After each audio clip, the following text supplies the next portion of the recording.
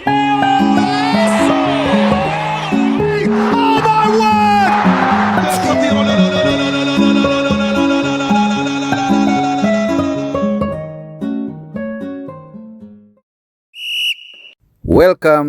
to my channel.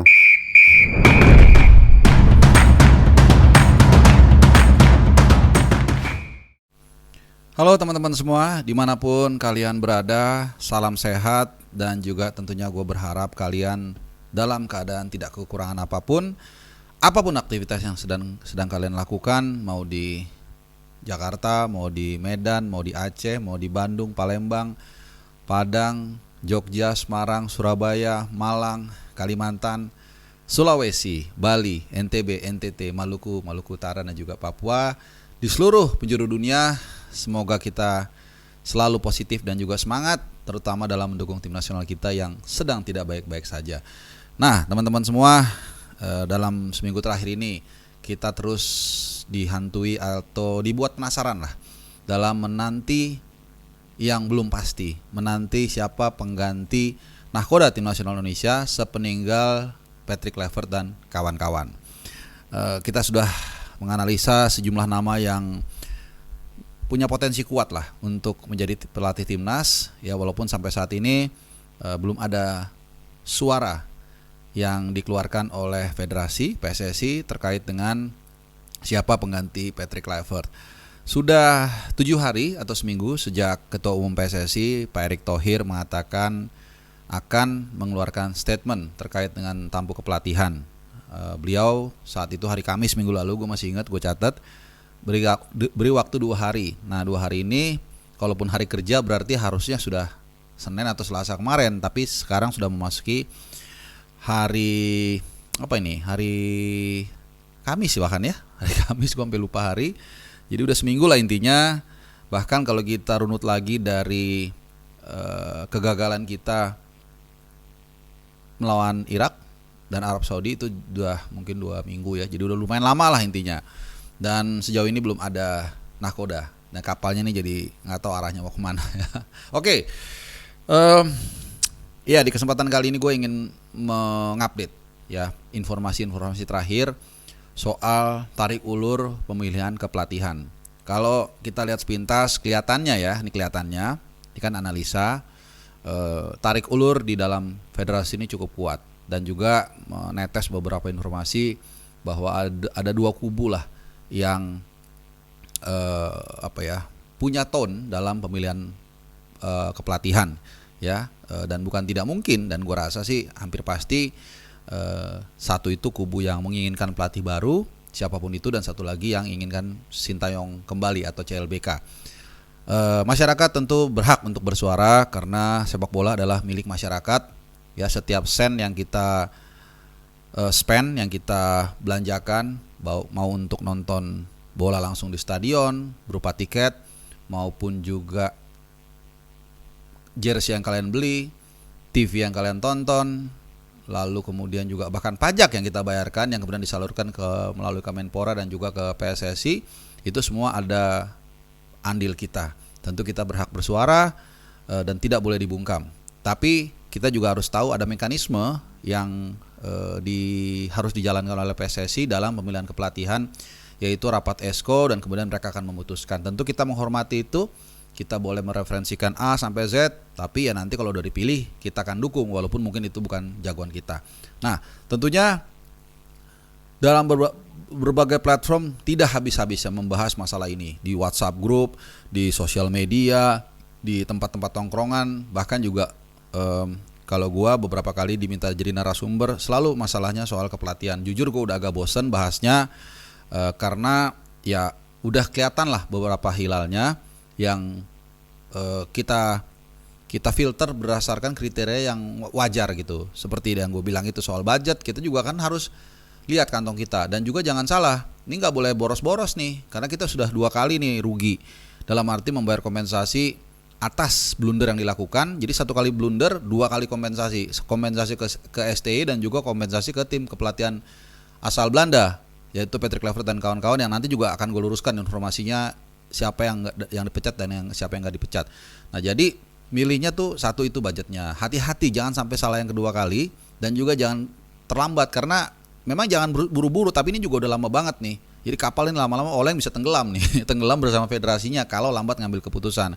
Dan yang kedua ya dia harus benar-benar paham lah dengan sepak bola kita. Kalau saran gua bukan latar belakang kebangsaannya ya, mau Indonesia, mau Belanda, mau Jepang, mau Korea, mau Australia, ya yang penting dia background itu tahu di kawasan Asia kan begitu kan. Contoh Graham Arnold orang Australia tapi dia punya pengalaman dia orang Australia tapi dia punya pemahaman sepak bola Asia, bagus.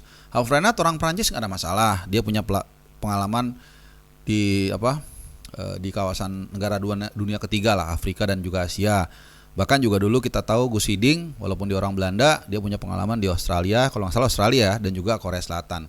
Jadi bukan kita sara, tapi lebih kepada ngelihat track recordnya dia cocok nggak dengan sepak bola kita. Nah ini kan juga sudah jelas nih kriterianya. Jadi nggak usah aneh-aneh lah menurut gua ya, nggak usah cari pelatih yang punya nama besar ya. Kemarin Louis van Gaal ini juga udah nggak masuk akal kan, dari segi track record juga nggak ada sama sekali jejaknya, jangankan di Asia, di Eropa Timur aja nggak pernah, hanya banyakan berkutat di Eropa Barat kan, di Ajax di Belanda berarti kan, di Barcelona Spanyol, di Bayern Munchen di Jerman, di MU di Inggris, dan juga di tim nasional Belanda. Ini benar-benar Eropa Barat. Ini udah susah, bukan nggak mungkin tapi sangat sulit membayangkan usia segitu dia merantau. Kemudian juga ada namanya kata Jurgen Klopp segala macam yang ya kita tahu lah rate-nya pasti luar biasa mahal. Takutnya ini pemborosan lagi. Hire-nya mahal, signing fee-nya mahal, mecatnya juga nanti pasti mahal. Seperti itu. Nah, sekaligus di kesempatan kali ini teman-teman, mungkin kalian nonton ini sedang aktivitas atau mungkin pulang dari tempat kerja, gue mengupdate juga soal pernyataan Alex Pastur. Tapi bukan soal dibilang ketidaklogisan kita lolos atau nggak lolos, itu udahlah, itu bullshit. Dan ada satu pernyataan yang juga ternyata, nah ini dia teman-teman, dapat dikonfirmasikan, gue ada dapat beberapa sumber lah ya. Ternyata bahwa dia mengatakan direktur teknik itu Alexander Zviers itu dipecat, itu tidak benar. Jadi ini kacau juga nih orang satu nih, udah nuduh kita tidak logis untuk bisa lolos ke Piala Dunia. Mungkin ini juga yang dikatakan dulu zaman kita memperjuangkan kemerdekaan ya, pasti penjajah dulu mengatakan kita tidak mungkin bisa merdeka ya, ternyata dengan semangat kita bisa. Jadi kata-kata yang memberikan kita tidak semangat dan bisa kita lawan dengan kelogisan, jadi juga jangan asal ngelawan juga, ini kita harus lawan ya, karena terbukti saat kita menghadapi Arab Saudi di pertemuan pertama, ya kita bisa ngalahin mereka kok 2-0 bahkan clean sheet dan juga bisa seri di kandang mereka, dan dia mengatakan tidak sanggup, mungkin dia nggak sanggup melatih kita, oke? Nah jadi dia juga mengatakan nih, katanya Alexander Zviers dipecat. Dari informasi terakhir yang gue dapat, ada 2 yang mengatakan bahwa, dan ini cukup kredibel, itu tidak dipecat. Nah, Om Simon ini juga katanya juga nggak dipecat. Jadi banyak nih kesimpang siuran yang dikatakan oleh yang bersangkutan yang tidak benar. Jadi jujur gue tadinya sempat menganggap dia satu sosok yang sangat atau punya potensi lah untuk membesut tim nasional kita, minimal ad interim. Secara kepelatihan dia cukup bagus, track recordnya.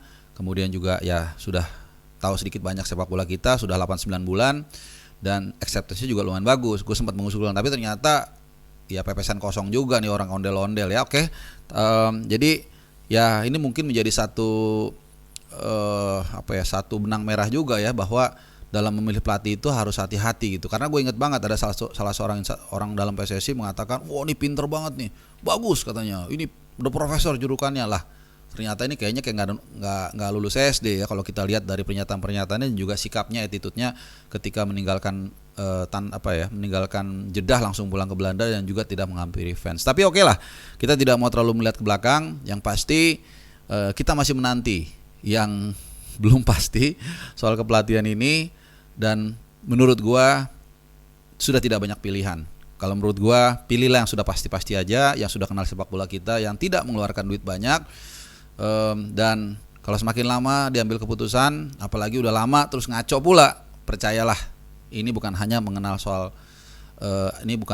mengenai pemilihan pelatih, tapi bukan tidak mungkin bola panas ini yang tadinya sudah hilang nih, kan tim klub pelatihnya udah dipecat, bukan tidak mungkin ini akan mengarah ke federasi yang dianggap sudah blunder mengambil keputusan memecat Sintayong, menggantikan dengan Patrick Kluivert dan kawan-kawan yang nggak perform, dan kemudian memecatnya kembali dan memilih yang salah, ini bakal bisa bahaya buat mereka. Jadi silakan PSSI mengambil keputusan, toh secara langsung tidak ada dampaknya buat kita. Dia mau pilih A juga kita nggak akan dapat 1 miliar, dia pilih B juga kita nggak dapat 1 miliar. Cuman mungkin dampaknya adalah ke happiness kita, ke sepak bola kita. Kalau nggak perform maka hiburan satu-satunya buat kita di tengah kekalutan, di tengah kesusahan nyari BBM, di tengah banyaknya pungutan liar.